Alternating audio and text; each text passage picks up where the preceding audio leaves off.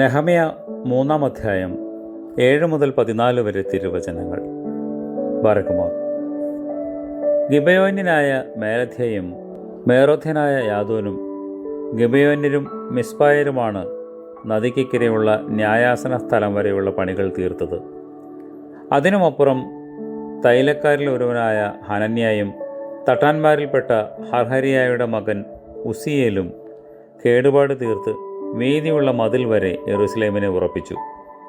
തുടർന്ന് യെരൂശലേമിൻ്റെ അർത്ഥ അധിപനായ ഹൂറിൻ്റെ മകൻ റഫായായും തുടർന്ന് ഹരുമഫിൻ്റെ മകൻ യദയ അവൻ്റെ വീടിന് നേരെയുള്ള ഭാഗവും തുടർന്ന് ഹശബ്നായുടെ മകൻ ആശുവും കേടുപാട് തീർത്തു.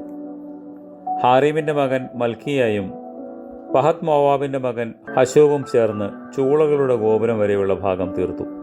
അതിനുമപ്പുറം യെരൂശലേമിൻ്റെ അർത്ഥഭാഗാധിപനായ ഹല്ലഹേഷിൻ്റെ മകൻ ശല്ലൂമും അവൻ്റെ പുത്രിമാരും കൂടി പണി തീർത്തു.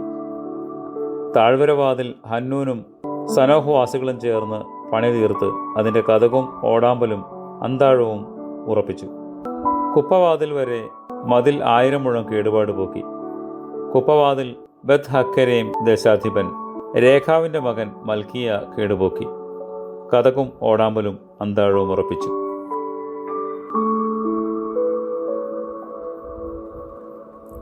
പിതാവും പുത്രനും പരിശുദ്ധ റൂഹായുമേ, എന്നേക്കും നിന്റെ കൃപയുടെ മഹത്വമുള്ള കതിരുകളാൽ ഞങ്ങളെ പ്രകാശിപ്പിക്കുകയും സന്തോഷിപ്പിക്കുകയും ചെയ്യണമേ.